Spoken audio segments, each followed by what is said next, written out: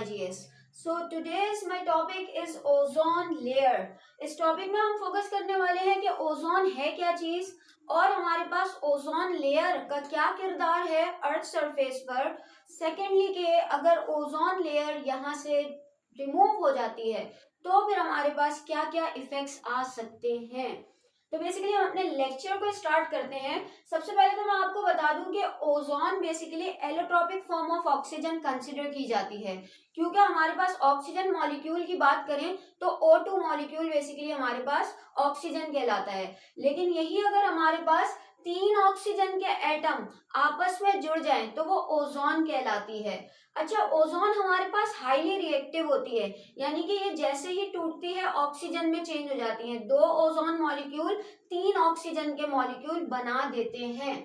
फिर अगर बात करें कि ओजोन बनती कैसे है, तो ये हमारे पास नेचुरल भी होती है, मैन मेड भी होती है. नेचुरल की बात करें तो नेचुरली ये कैसे बन रही है? The interaction of solar UV with oxygen produces ozone. हमारे पास क्या चीज मौजूद होती है? ऑक्सीजन. आपको पता है हवा में ऑक्सीजन मौजूद है, और किस जगह पे?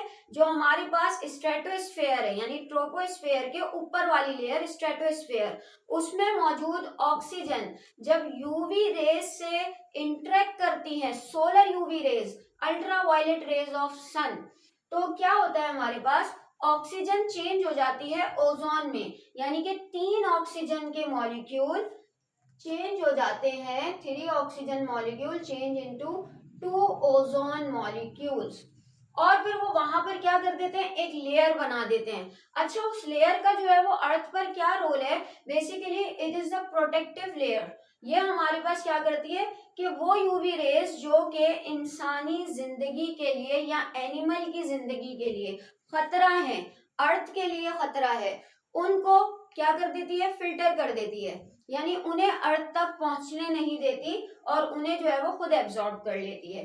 तो ये जो है वो बेसिकली हमारे पास इसका काम है. अच्छा, ये हमारे पास स्ट्रेटोस्फीयर पे मौजूद होती है तकरीबन 25 to 30 kilometre above the earth surface. अब बात करें कि ठीक है भाई, ये हमारे पास जो है वो क्या है? अगर स्ट्रेटोस्फीयर पर मौजूद है तो ये बहुत ही काम की चीज है, लेकिन अगर ये ट्रोपोस्फीयर पर मौजूद है तो ये खतरे वाली बात है, क्योंकि हमारे पास ओजोन अगर इन्वायरमेंट, ट्रोपोस्फीयर तो वो है जिसमें हम रह रहे हैं, जिसमें एनिमल और तमाम जो है वो इंसान, दरख्त वगैरह, ये तमाम चीजें जो है वो जहाँ रहती हैं वो ट्रोपोस्फीयर है. अब यहाँ पर क्या होता है?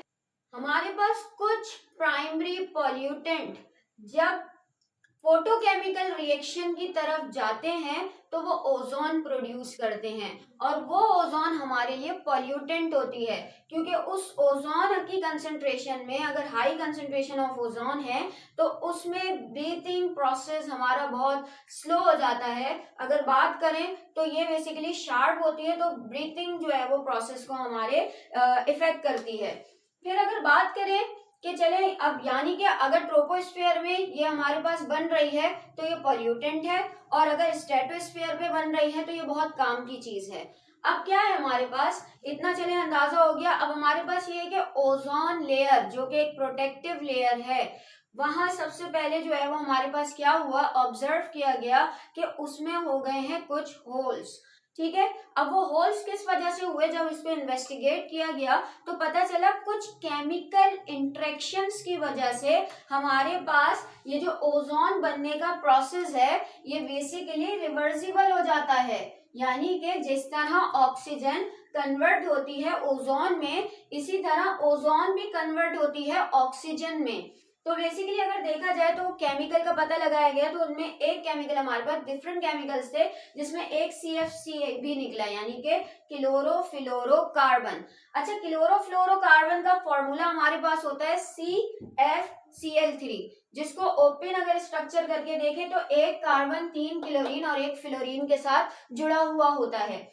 अब क्या होता है? जब यूवी रेज किस पर? CFC जो हम रेफ्रिजरेटर्स में यूज करते हैं, आपको पता है अगर CFC की कंसंट्रेशन बढ़ा दी जाए और वो बार बार एनवायरनमेंट में एक्सपोज हो रही है तो एक वक्त आएगा वो रेस करेगी और ऊपर जाती रहेगी, और एक वक्त आएगा वहां तक पहुंच जाएगी. तो क्या होगा? बेसिकली हमारे पास ये CF3 फिर उसके बाद क्या करती है कि जब हमारे पास यूवी रेस इस पर पड़ती हैं तो ये जो बॉन्ड है कार्बन और क्लोरीन का ये टूट जाता है, और ये टूटने के बाद ऑक्सीजन यानी ओजोन के साथ रिएक्ट करता है और ऑक्सीजन बनाता है, और ये हमारे पास एक इंटरमीडिएट सब्सटेंस बनाता है।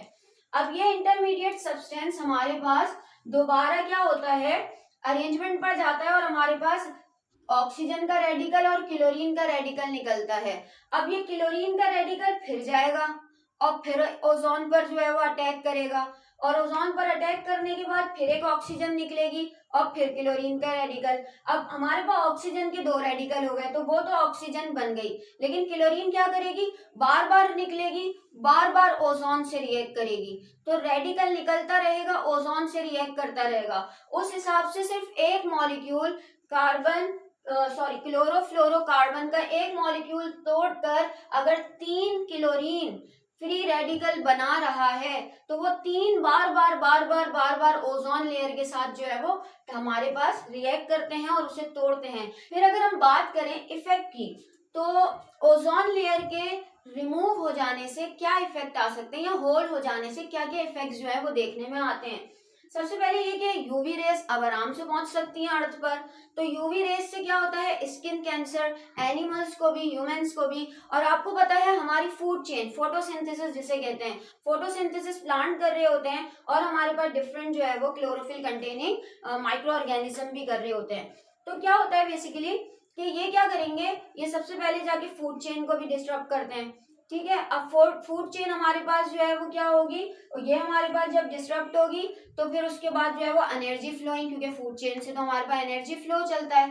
ठीक है, फिर हमारे पास जो है वो पैटर्न, क्लाइमेट का पैटर्न चेंज होगा, यूवी रेज आएंगी तो क्या होगा, ग्लेशियर्स पिघलेंगे तो फ्लडिंग वगैरह जो है वो ज्यादा हो जाएगी, साइक्लोन और इस तरीके की जो हमारे पास नेचुरल डिजास्टर होते हैं वो हमारे पास जो है वो बहुत ज्यादा बढ़ जाएंगे। तो ये इफेक्ट जो है वो हमारे पास ओजोन के रिमूव होने पर सामने आ सकते हैं।